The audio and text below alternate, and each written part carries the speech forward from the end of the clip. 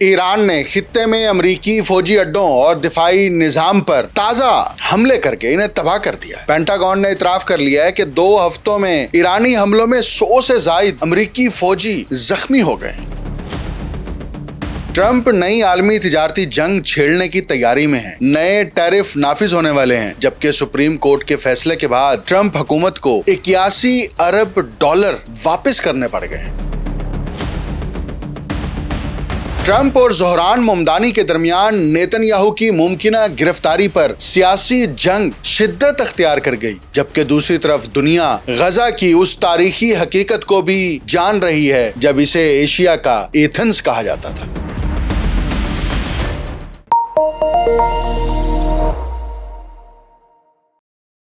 آپ دیکھ رہے ہیں انٹولڈ سٹوری ود ڈاکٹر اکمل سومرو۔ ایران نے اردن کے علاقے الرکبان میں امریکی فوج کے ٹھکانے پر حملہ کیا ہے، جس میں متعدد امریکی فوجی ہلاک ہوئے ہیں۔ آپریشن نصر 2 میں ایرانی ایروسپیس فورس کے اہلکاروں نے الرکبان میں قائم امریکی فوجی کمپلیکس پر حملہ کیا ہے اور میزائل داغے ہیں، کیونکہ ان جگہوں سے ایران کے اوپر امریکہ کی جانب سے حملے کیے جا رہے ہیں۔ اسی طرح بحرین میں امریکی کمپنی ایمیزون کے مرکزی ڈیٹا انفراسٹرکچر کو میزائل حملے میں نشانہ بنایا گیا ہے۔ یہ کارروائی بھی امریکی فوج کی جانب سے دارخیون میں زیر تعمیر اور غیر فوجی یعنی نان ملٹری انسٹالیشن پر کیے گئے حملوں کے رد عمل میں کارروائی کی گئی ہے۔ ایرانی ایروسپیس فورس کے اہلکاروں نے بحرین میں ایمیزون کے مرکزی ڈیٹا سینٹر کو کئی کروز میزائلوں سے نشانہ بنا کر اسے تباہ کر دیا۔ پھر آگے بڑھے ایران نے اردن میں امریکی فوجی انسٹالیشن کو نشانہ بنانے کا بھی دعویٰ کیا ہے۔ میزائل حملے میں اردن میں قائم ایک امریکی اڈے پر میزائل دفاعی ریڈار سسٹم کو تباہ کیا گیا۔ اسی حملے کے دوران ایک امریکی جنگی F-15 طیارے کو اس کے ہینگر کے اندر ہی نشانہ بنا کر تباہ کر دیا گیا۔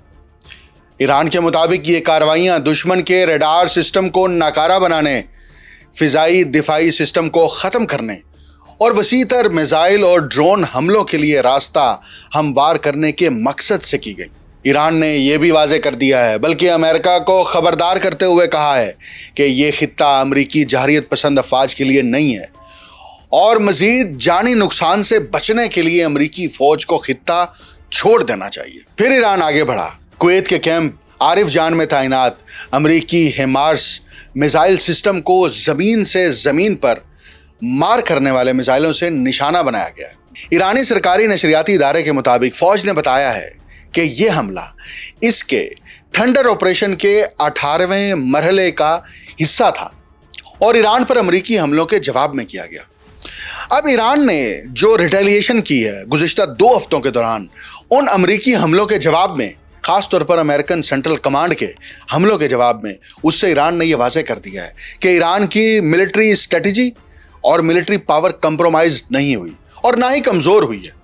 ایران اسٹریٹجی کے تحت ان ٹارگیٹڈ جگہوں کے اوپر بلکہ اہداف کے اوپر حملے کر رہا ہے جو ملٹری کے لیے سہولت کاری کا کردار ادا کر رہے ہیں۔ امریکہ کی طرح نہیں کر رہا کہ امریکہ ایران کے سویلین انفراسٹرکچر کے اوپر حملہ کر کے جنگی جرائم کا مرتکب ہو رہا ہے، اور یہ جنگی جرائم کا مرتکب بنیادی طور پر امریکی صدر ٹرمپ ہے۔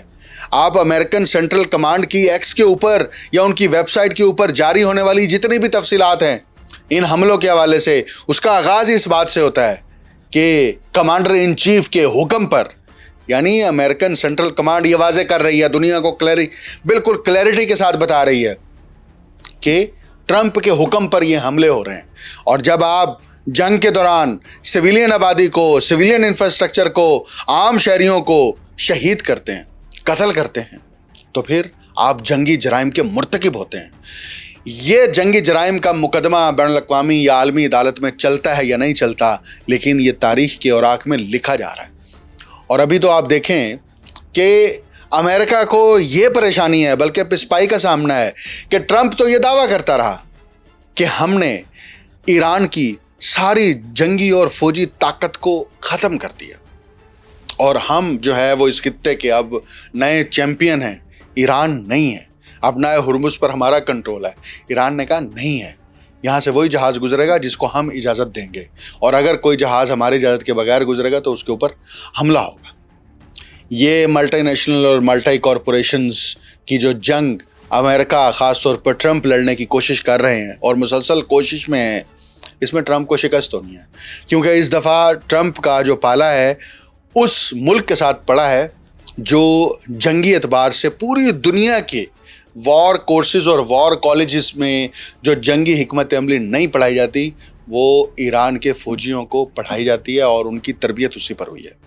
शुरू में मैंने इसके ऊपर बड़ी तफसीली बात की है, लेकिन ईरान से कशीदगी के आगाज़ के बाद अब सूरत हाल ये है कि अमेरिका में जो खाम तेल के ज़खायर हैं वो तेज़ी से सुकड़ कर 45 साल की कम तरीन सतह पर पहुंच गए हैं। बैंक ऑफ अमेरिका के चार्ट के मुताबिक अमेरिका के अंदर इस वक्त तेल के जो सप्लाई चेन्स हैं या रिजर्व्स हैं वो सिर्फ 43 डेज के बाकी रह गए, और ये जो सतह है ये जुलाई 1983 के बाद सबसे कम तर है, जो अमरीकी तवानाई सिक्योरिटी के लिए एक अहम इशारा तस्वुर की जा रही है।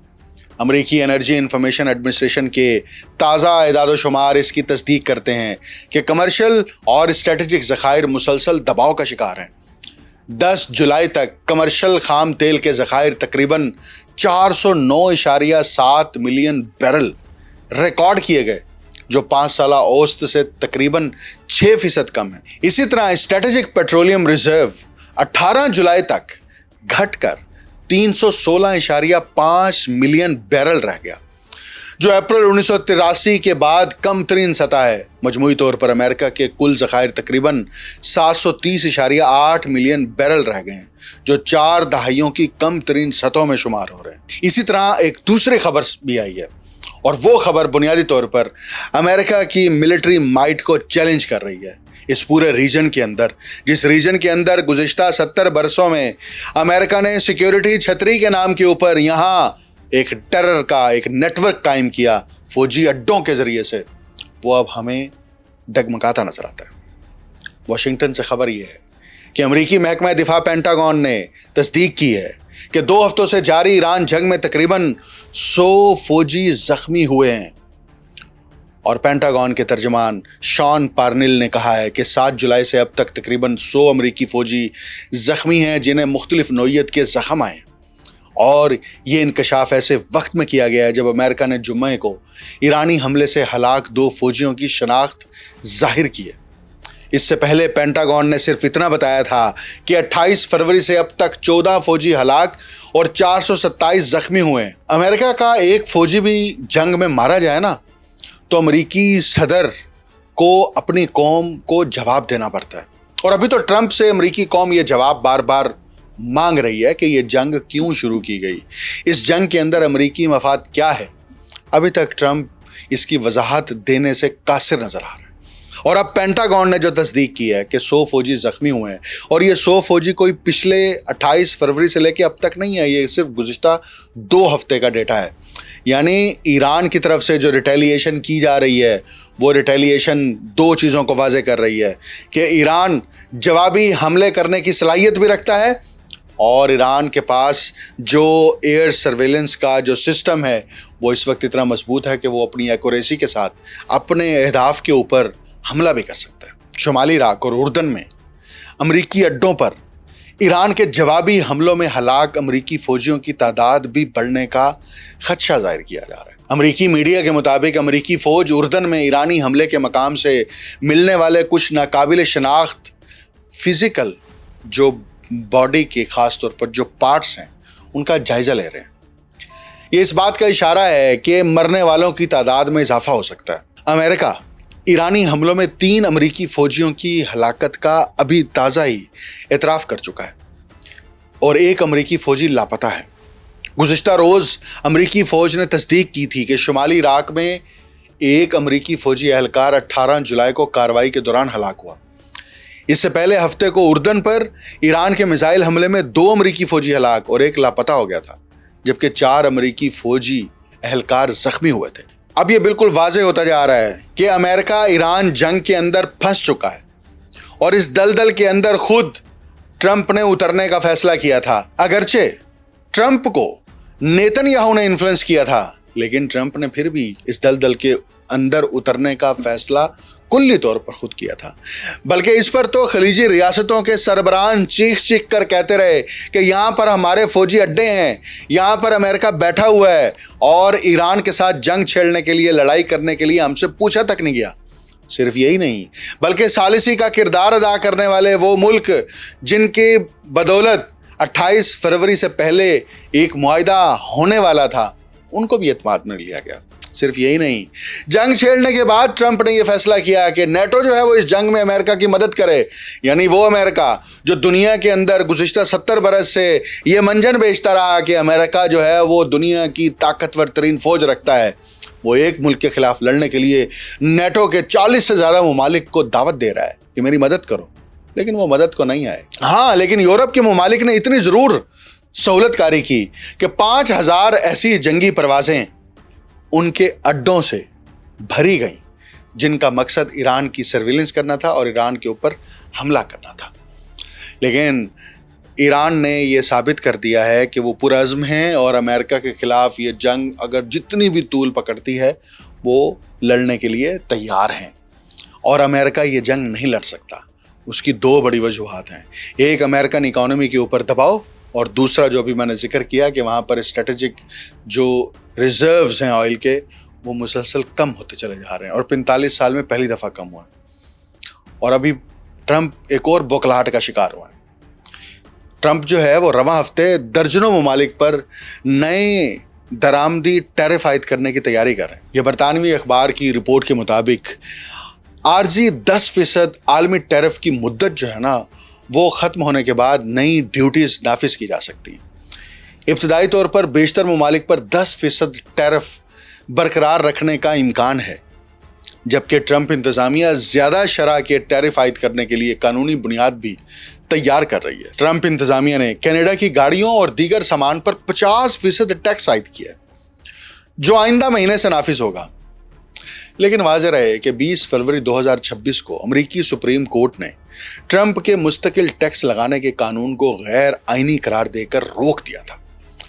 عدالت نے اپنے فیصلے میں خاص طور پر ان ٹیرفز کو ختم کیا جو international emergency economic powers act کے تحت مختلف ممالک پر لگائے گئے تھے، کیونکہ امریکی عدالت کے مطابق کانگریس نے صدر کو اس قانون کے تحت ڈیوٹیز لگانے کا اختیار نہیں دیا تھا۔ سپریم کورٹ کے فیصلے کے بعد ٹرمپ نے ایک اور قانونی سیکشن 122 استعمال کر کے 15% عالمی ٹیکس لگایا تھا۔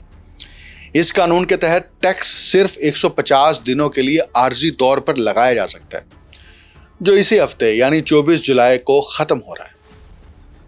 یہ فروری میں امریکی سپریم کورٹ نے ٹرمپ کی جانب سے عائد کیے گئے اضافی درآمدی ٹیرفز کے ایک بڑے حصے کو کالعدم جب قرار دیا تھا نا، تو اس کے نتیجے میں ٹرمپ انتظامیہ کو ان کمپنیوں کو رقم واپس کرنا پڑی جنہوں نے یہ ٹیرف ادا کیے تھے، اور بجٹ کے اعداد و شمار کے مطابق اکتوبر 2025 سے شروع ہونے والے موجودہ مالی سال کے دوران اب تک امریکی حکومت 81 ارب ڈالر کی ٹیرف ری فنڈز کمپنیوں کو ادا کر چکی ہے، جبکہ گزشتہ سال اسی عرصے میں یہ رقم صرف 5 ارب ڈالر تھی۔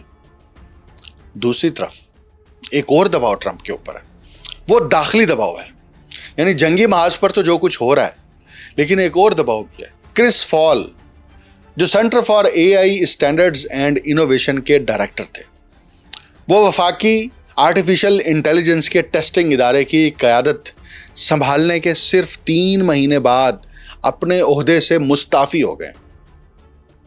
امریکی محکمہ تجارت نے اس استعفے کی تصدیق بھی کر دی ہے۔ یہ اچانک استعفیٰ ایسے وقت میں سامنے آیا ہے جب ٹرمپ انتظامیہ اس بات پر غور کر رہی ہے کہ آرٹیفیشل انٹیلیجنس کو محفوظ انداز میں کیسے استعمال کیا جائے، جبکہ متعلقہ ادارے AI کے لیے معیارات یعنی اسٹینڈرڈز مرتب کرنے کے عمل میں مصروف ہیں۔ کرس فال کو اپریل میں centre for AI standards and innovation کا سربراہ مقرر کیا گیا تھا، جب ٹرمپ انتظامیہ نے سابقہ امریکی AI سیفٹی انسٹیٹیوٹ کی تنظیم نو کرتے ہوئے اس ادارے کو نئی شکل دی تھی۔ اس ادارے کو شارٹ ابریویشن میں کیسی کہتے ہیں۔ کیسی کی ذمہ داری جدید مصنوعی ذہانت کے سسٹم کی ٹیسٹنگ اینڈ ایویلویشن کی صلاحیتیں تیار کرنا، ان کے لیے ٹیکنیکل معیارات کی تیاری اور معاونت فراہم کرنا ہے۔ کرس فال کے استعفے کے بعد national institute of standard and technology کے ڈائریکٹر ڈاکٹر اروند رامن کیسی کی نگرانی جاری رکھیں گے اور قائم مقام ڈائریکٹر کی ذمہ داریاں بھی سنبھالیں گے۔ ڈاکٹر اروند رامن، جو اس سے پہلے پرڈیو یونیورسٹی میں انجینئرنگ کے ڈین رہ چکے ہیں، 30 جون کو national institute of standards and technology کے ڈائریکٹر کے طور پر حلف اٹھا چکے ہیں۔ اگرچہ ڈاکٹر اروند رامن قائم مقام ڈائریکٹر کے طور پر خدمات انجام دیں گے، تاہم یہ ادارہ مستقل سربراہ کے بغیر کام کرتا رہے گا، کیونکہ ٹرمپ انتظامیہ اب بھی آرٹیفیشل انٹیلیجنس کے معیارات اور نگرانی کے آئندہ لاہے عمل پر غور کر رہی ہے۔ محکمہ تجارت کا کہنا ہے کہ آئندہ چند ہفتوں میں نئے ڈائریکٹر کے تقرر کا اعلان متوقع ہے، اور کرس فال کی تقرری ابتدائی سے عارضی نوعیت کی تھی، جبکہ ڈاکٹر اروند رامن گزشتہ چند ہفتوں سے اس عہدے کے لیے امیدواروں کا جائزہ لے رہے ہیں۔ لیکن آپ کو ایک اور مزے کی میں کنٹروورسی بتاتا ہوں۔ یہ امریکی داخلی سیاست کے اوپر ابھی میں گفتگو کر رہا ہوں، پچھلی 2-3 خبریں میں نے اسی سے متعلق آپ کو بتائی ہیں، اب ایک اور ہے۔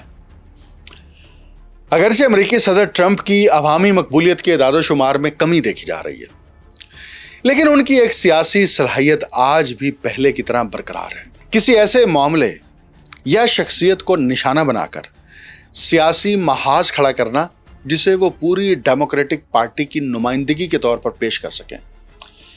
اس بار ان کی توجہ کا مرکز نیو یارک کے میئر زہران ممدانی بنے۔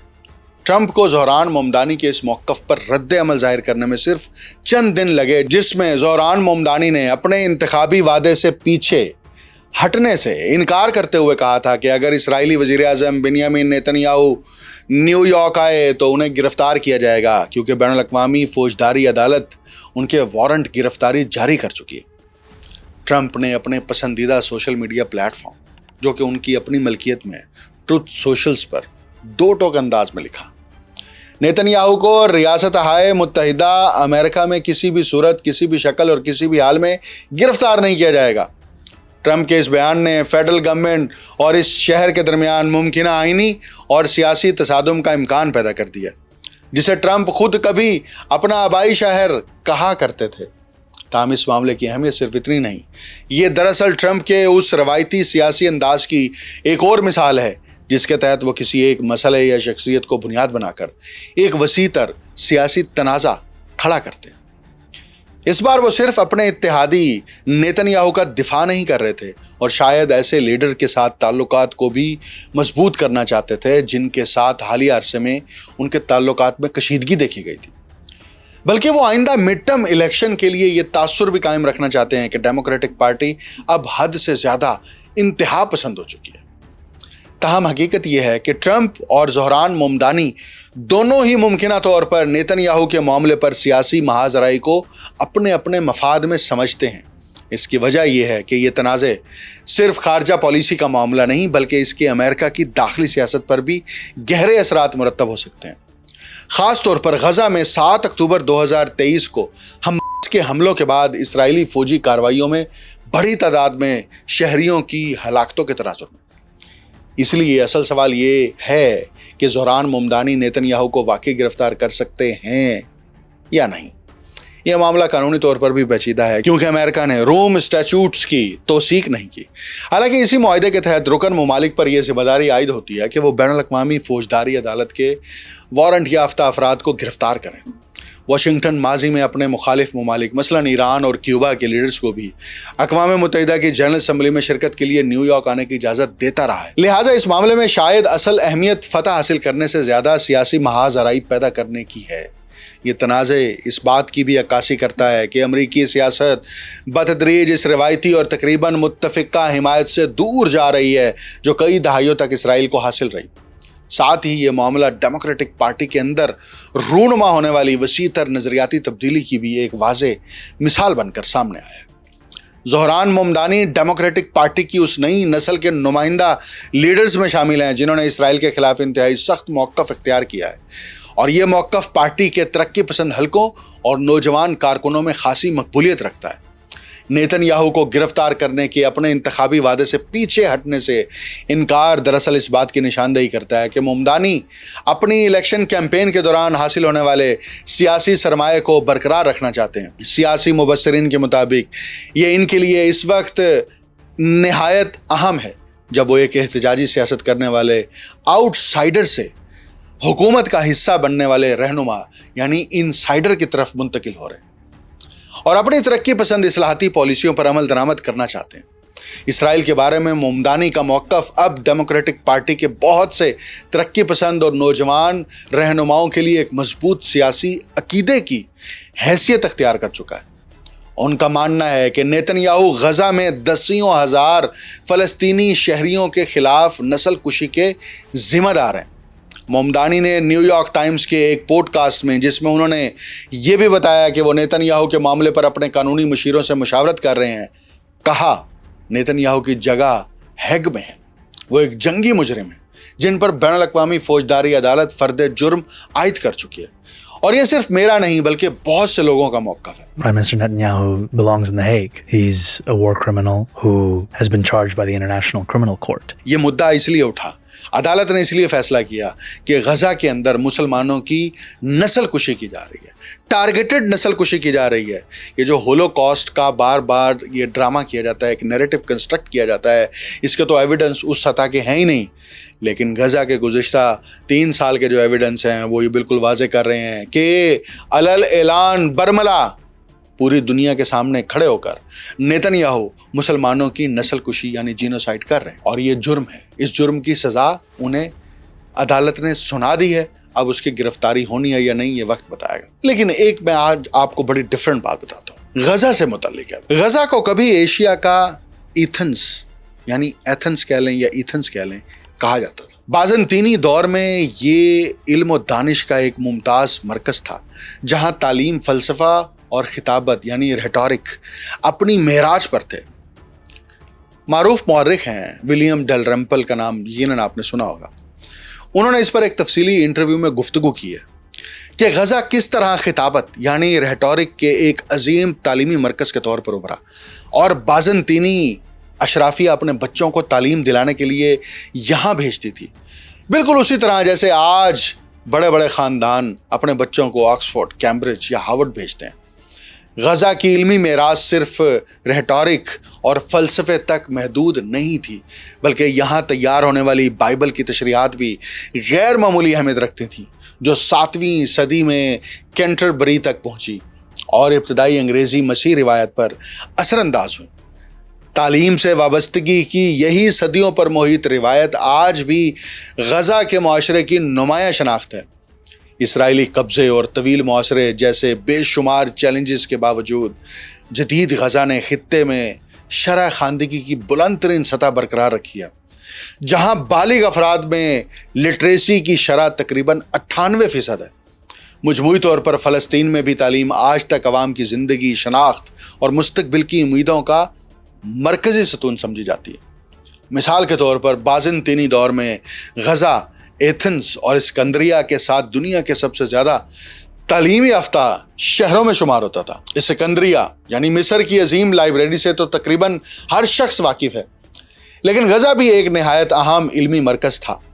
ख़ुसूसन यहाँ फ़न खिताबत यानी स्कूल ऑफ रेटोरिक का एक अजीम इदारा मौजूद था।